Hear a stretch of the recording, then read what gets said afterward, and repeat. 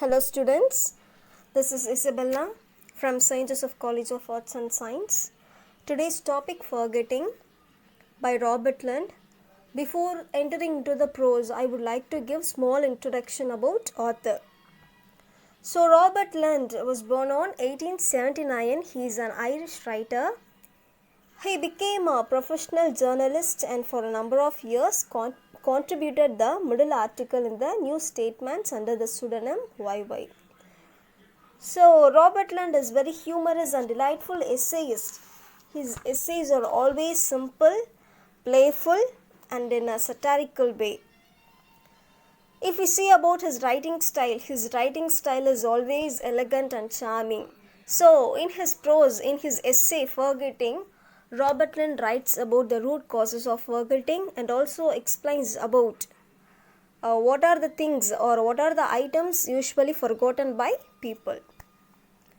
So Robert Lynd says that he is very much amazed by the efficiency of human memory, and also this prose starts in a London railway station, which a list of articles lost by railway travelers, and it is now on a sale. So he is very much amazed, author very much amazed by efficiency of human memory and human brain, because modern man remembers even telephone numbers and names of actors and actresses and cricketers, footballers, murderers, and even they remembers date of good vintages, and they remembers the address of their friends and neighborhoods. Even they can tell you what the weather was like in the long past August and the name of the provisional hotel at which he had a wild meal during the summer or winter times. So almost he remember everything. So for example, man does not forget a single items or single things for his clothing when dressing. Similarly, no one forgets to shut the door when leaving the house. And also nobody forgets to turn off the lights before they going to bed. So everything, almost everything he remembers in his life. Lynd says that the institution of family survives in modern cities because ordinary people have efficient memory power. So Robert Lynd says that in some matters human memory works less than its usual perfection. For example, most people forget to take daily medicine, but they don't forget to take meals, and medicines are usually taken before or after or during the meals. Psychologist says that we forget things because we wish to forget them. So people don't like medicine because they're forgetting the things, and that is why they forget them. In this context, Robert Lynd humorously remarks that chemists make a lot of money because people forget to take medicines and their illness are not cured and it is improving a lot, and they buy more and more medicines. He is making fun of the people.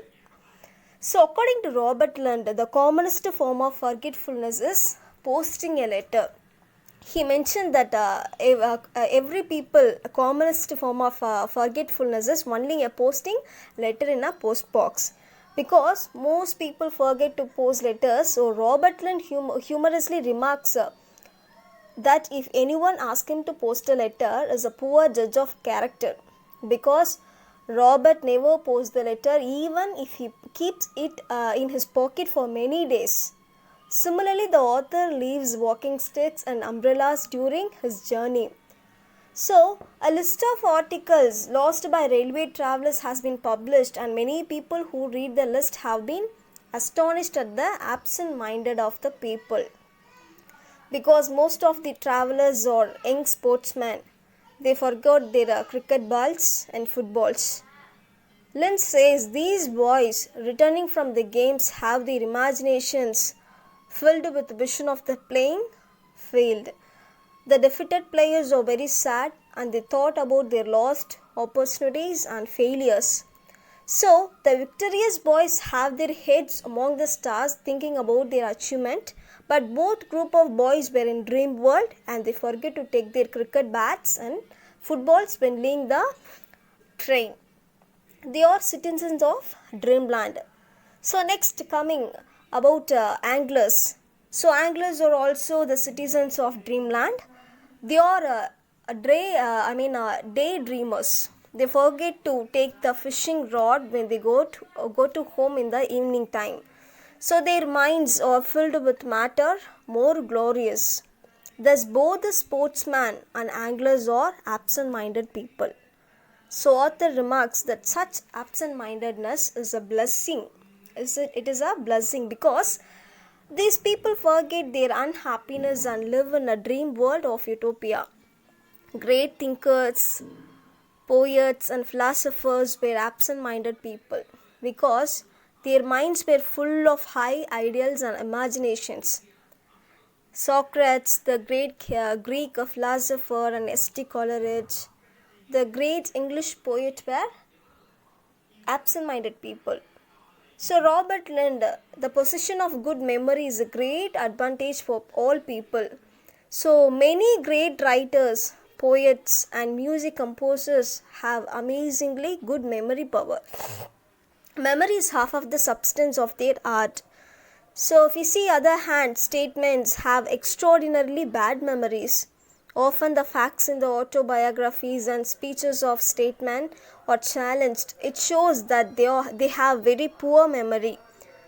So in this context, Robert remarks that the world has not yet produced an ideal statesman. So ordinarily good memory is very common to everyone. So if a man does not have a good memory, we may call him an eccentric. But Lynd narrates a very funny story before ending this prose. He is making fun of a father who takes his baby out in a perambulator in the morning. He was going with his child in a perambulator. He walked into a public house for a glass of beer. The child was sitting in the perambulator outside in the street. After some time, his wife came out the way for shopping. She was horrified to see her sleeping baby very peacefully in the perambulator. She was so angry with her husband that she decided to teach him a good lesson and wheeled away the perambulator to her house. At lunchtime, the husband again came home smiling with a smiling face and cheerfully. He has completely forgotten all about his child and the perambulator. So Lynd remarks that the very few men below the rank of philosopher would be capable of such absent-mindedness as this man in the story. So what made many people wonder at their fellows' absent-mindedness? And finally, author comes to the conclusion, and also it is very difficult to conclude because if we had not good memories, the institution of the family could not survive in any great modern city. So this is the conclusion of the prose Forgetting by Robert Lynd. Thank you.